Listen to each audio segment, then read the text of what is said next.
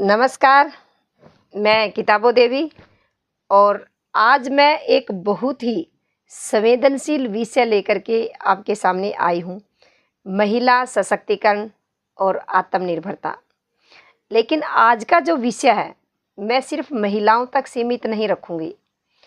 आज इस आपदा, बारिश, बाढ़ और तूफान ने हमें यह सिखा दिया है कि इससे सिर्फ महिलाएं ही नहीं, बच्चे, बूढ़े और प्रकृति भी एक दूसरे के साथ गहराई से जुड़ जाते हैं। प्रकृति जब क्रोधित होती है तो सबको अपनी चपेट में ले लेती है।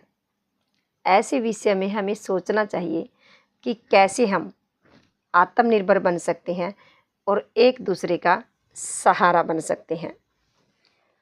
आज चारों ओर बारिश का कहर है। गांव के गांव डूब गए हैं, खलिहान डूब गए हैं, पशु पानी में बह गए हैं, सब कुछ तहस नहस हो गया है। ऐसी स्थिति में कुछ भी समझ में नहीं आता कि हम क्या करें, कैसे बचाएं अपने आप को। पुरुष जिनकी मेहनत से फसल तैयार होती है, आज वही फसल पानी में बह गई है।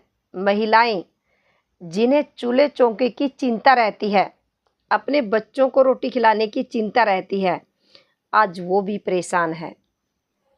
बच्चे जिनका सुनहरी भविष्य पढ़ाई और खेल में बीतना चाहिए, वो ये सब छोड़ करके इस बाढ़ में अपनी ज़िंदगी, अपने पशुओं को संभालने में लगे हुए हैं। प्रकृति हमें बार बार चेतावनी दे रही है कि हमने उसे कितनी चोट पहुंचाई है। पेड़ों की कटाई, गंदगी और लापरवाही का नतीजा है कि आज गांव के गांव पानी में डूबे पड़े हैं। इस हालात में सवाल यह नहीं है कि संकट कितना बड़ा है, सवाल यह है कि हम इस विपदा से एकजुट होकर के कैसे बाहर निकल सकते हैं। संकट के समय सबसे बड़ी ताकत है परिवार। सोचिए, अगर पति पत्नी, बच्चे, बूढ़े सभी एक साथ मिलकर खड़े होंगे तो कोई भी मुश्किल हमें तोड़ नहीं सकती। पुरुष बाहर जाकर मदद ला सकते हैं, महिलाएं घर पर भोजन और बच्चों को संभाल सकती है, छोटे छोटे बच्चे घर का काम कर सकते हैं, पानी लाना, पशुओं को सुरक्षित जगह पर पहुंचाना, घर के छोटे छोटे काम करना। मैं आपको एक रियल कहानी सुनाती हूँ।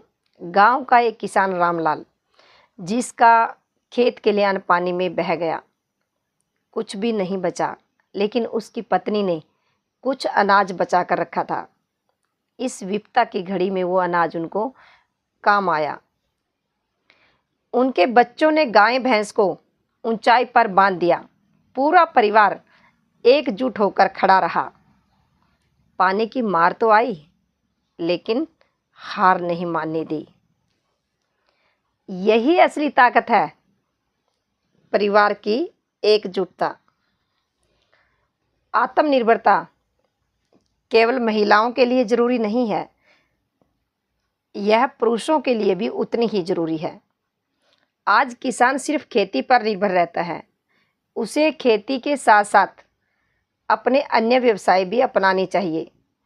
खेती को नई तकनीक के माध्यम से करें। कोई भी साथ साथ छोटा बड़ा व्यवसाय जरूर देखें। महिलाएं अगर अपने हुनर को अपनाएं तो इस संकट की घड़ी में, विपदा की घड़ी में उनका हुनर काम आ सकता है। जैसे सिलाई, बुनाई, कढ़ाई, बिजनेस, कोई भी वो काम सीख करके अपने अंदर स्किल डेवलप करके अपने परिवार का सहारा बन सकती है।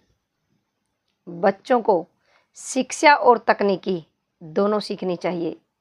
सोशल मीडिया या फिर इंटरनेट के माध्यम से वो परिवार तक जानकारी पहुंचा सकते हैं।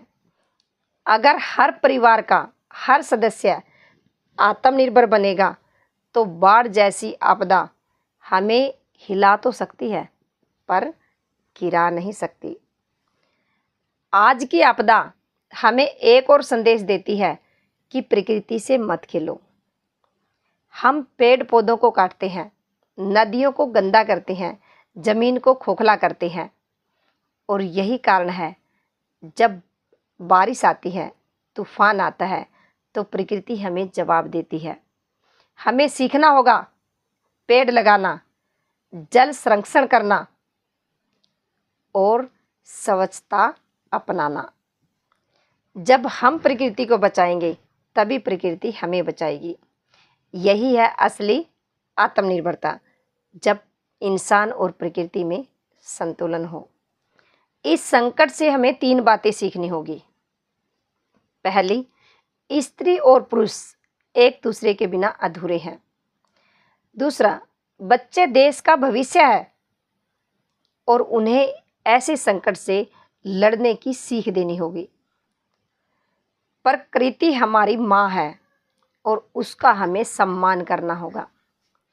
महिला सशक्तिकरण तभी सार्थक है जब पुरुष भी उसका साथ दे और बच्चे भी जिम्मेदारी समझें।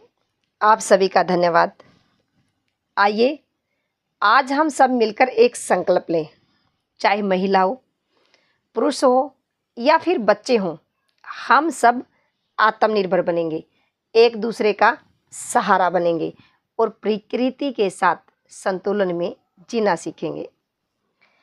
क्योंकि जब महिला मजबूत होती है तो पूरा परिवार मजबूत होता है। जब पुरुष सहयोग करता है तो पूरा समाज मजबूत होता है और जब बच्चे सीखते हैं तो उनका भविष्य मजबूत होता है। आइए हम सब आगे बढ़े महिला सशक्तिकरण, आत्मनिर्भरता की ओर। अगर आपको ये वीडियो अच्छी लगी हो तो इसे आगे से आगे शेयर करें, लाइक करें, कमेंट करें और हाँ, चैनल को सब्सक्राइब करना न भूलें। धन्यवाद।